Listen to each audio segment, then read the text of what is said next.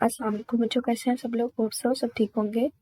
आज हम 9th class के physics chapter 5 according to the syllabus देखेंगे, that is work, energy and power.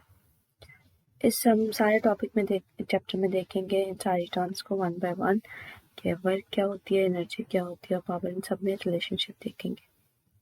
ठीक है, सबसे पहले कहते हैं कि जो बेसिकली वर्क और एनर्जी जो है ना, हमारी ज़िंदगी में बहुत ज़्यादा इंपॉर्टेंट रोल प्ले करते हैं फिजिक्स में भी। आज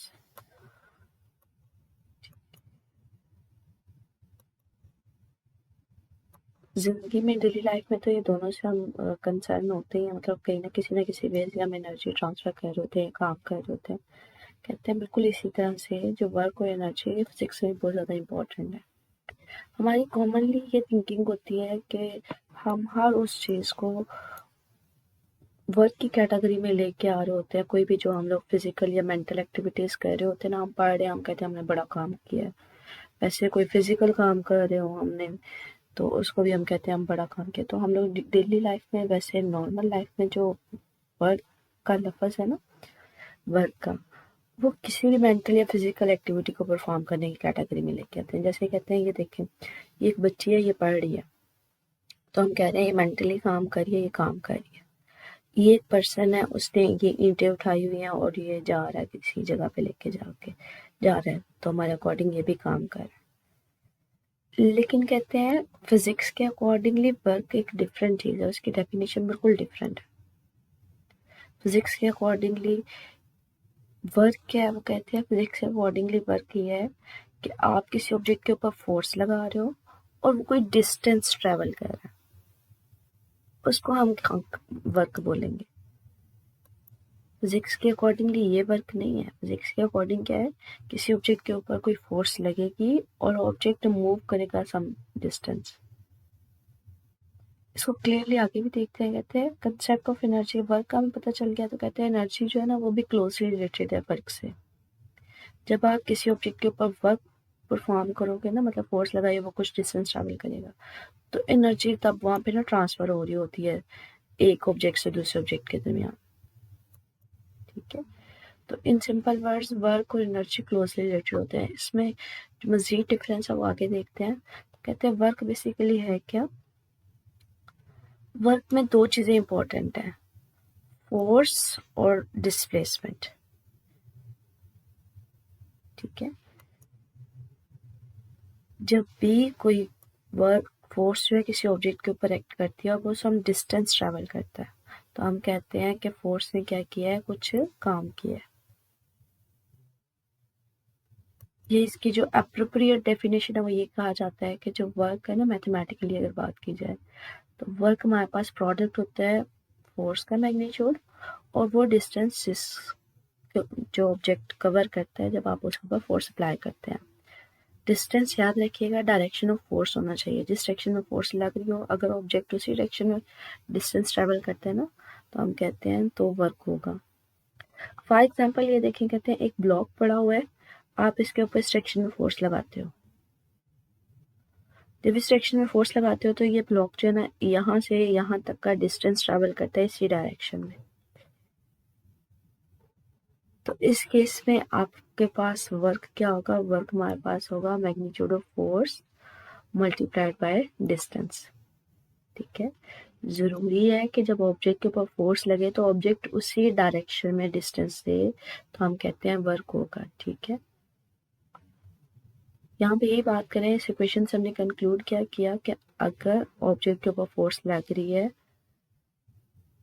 और वहां पे किसी किस्म का डिस्प्लेसमेंट नहीं है, तो वर्क जीरो का मतलब वर्क डन किसके इक्वल है, फोर्स और डिस्प्लेसमेंट के।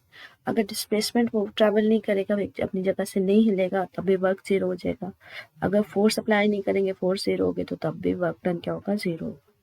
कहते हैं एग्जाम्पल ये वाली देखते हैं आप, कि एक पर्सन है, वो कॉन्टिन्यूसली ना इस दीवार के ऊपर जोर लगा रहा है, फोर्स लगा रहा है, लेकिन ये दीवार अपनी जगह से हिल नहीं रही, डिस्प्लेसमेंट नहीं ट्रैवल कर रही, तो इस केस में वर्क डन क्या होगा, फिर जीरो होगा। कहते हैं इसी तरह की एक और सिचुएशन ले लो कि एक फोर्स है ऑब्जेक्ट के ऊपर, वो फोर्स जीरो है, फोर्स नहीं लग रही, लेकिन ऑब्जेक्ट कंटिन्यूसली यूनिफॉर्म मोशन के साथ ना, वेलोसिटी के साथ एक जगह से दूसरी जगह मूव कर रहा है। फोर्स 0 है तो वर्क डन ऑटोमेटिकली क्या हो जाएगा, 0 हो जाएगा। मैंने अभी थोड़ी देर पहले कहा था वर्क के लिए ज़रूरी है कि फोर्स लगे हो, ऑब्जेक्ट उसी डायरेक्शन में मूव करे, मतलब दोनों के दरमियान क्या हो, एंगल 0 हो। फोर्स भी इस डायरेक्शन में जा रही है और डिस्प्लेसमेंट भी इसी डायरेक्शन में जा रहा है।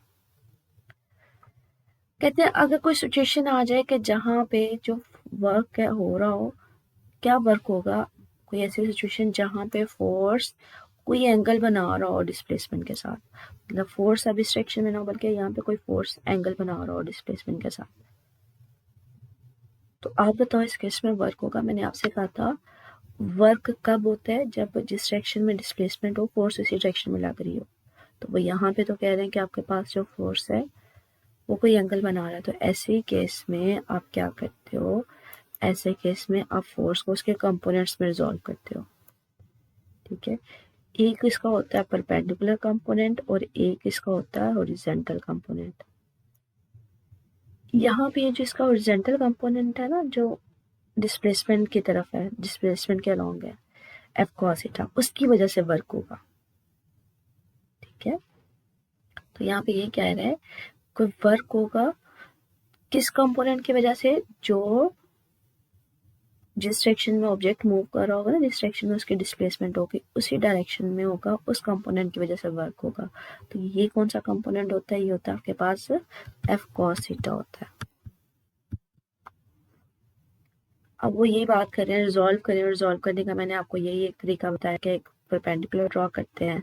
ठीक है, ये आपके पास इसका वर्टिकल कंपोनेंट होता है, ये वाला आपके पास हॉरिजॉन्टल होता है। जो हॉरिजॉन्टल कंपोनेंट होगा उसकी वजह से वर्क होगा, एफ कॉस थीटा की वजह से होगा। तो वर्क डन किसके इक्वल आ जाएगा, एफ कॉस थीटा के। कहते हैं सपोज करो अगर थीटा की वैल्यू 0 हो तो कॉस 0 क्या होता है, 1, तो वर्क डन इसके इक्वल आ जाएगा। और दूसरी सिचुएशन में वो कह रहे हैं सपोज करो कि आपके पास थीटा जो है वो 90 डिग्री है, तो कॉस 90 क्या आ जाएगा, 0, तो वर्क डन आपके पास 0 आ जाएगा। कहते हैं ये एक एग्जाम्पल भी है। फॉर एग्जाम्पल ये जो पर्सन है इसने बैग पकड़ा हुआ है, फोर्स ऊपर की तरफ लगा रहा है और ये चल आगे की तरफ रहा है, डिस्प्लेसमेंट आगे की तरफ। अब ये देखें फोर्स ऊपर है, डिस्प्लेसमेंट ये है, तो दोनों के दरमियान एंगल कितना, 90 डिग्री नहीं है, और cos 90 क्या है, 0। तो फिजिक्स के अकॉर्डिंगली वर्क डन यहाँ पे क्या है, 0 है। यहाँ पे यही कह रहे हैं फोर्स परपेंडिकुलर है डिस्प्लेसमेंट के।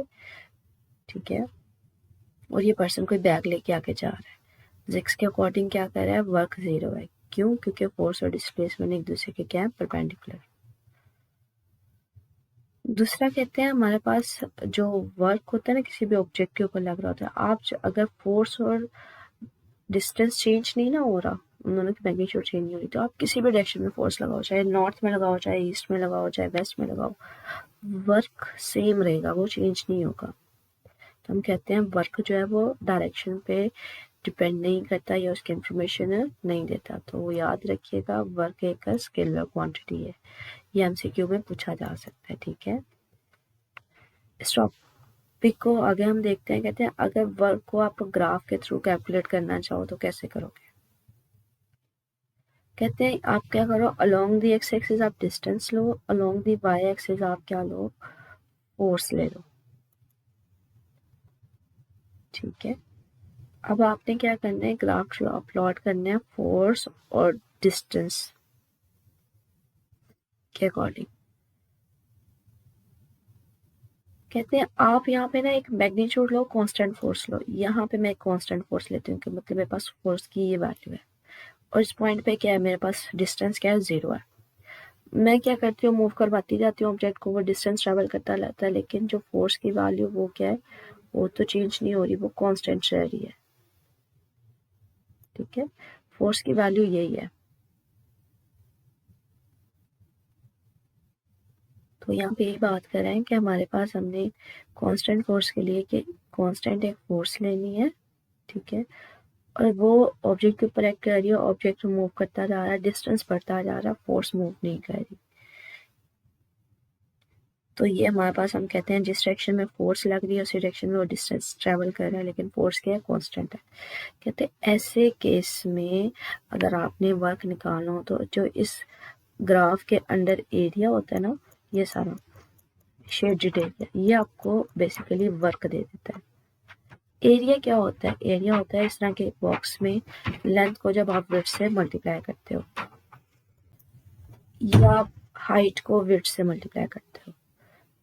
तो मैं हाइट फोर्स को जब डिस्टेंस से मल्टीप्लाई करूंगी तो वो आपको एरिया नहीं दे देगा? एरिया जब भी दो साइड्स को मल्टीप्लाई करते हैं ना बच्चे, वो एरिया होता है, ठीक है। तो यहाँ पे ये कहते हैं जो एरिया इसका होता है ना शेडेड एरिया, वो बेसिकली आपको वर्क देता है। और एरिया क्या होता है? जब आप इसकी हाइट को विड्थ से मल्टीप्लाई करोगे, फोर्स मल्टीप्लाई बाय डिस्टेंस। तो यहाँ पे ये कहते हैं कि बेसिकली जो फोर्स और डिस्टेंस कर्व में ग्राफ में एरिया अंडर द ग्राफ होते हैं ना, वो आपको वर्क दे देता है। इस टॉपिक से रिलेटेड बच्चे स्टिल कुछ पूछना होगा तो कमेंट सेक्शन में पूछ लीजिएगा। ओके, अल्लाह हाफिज़।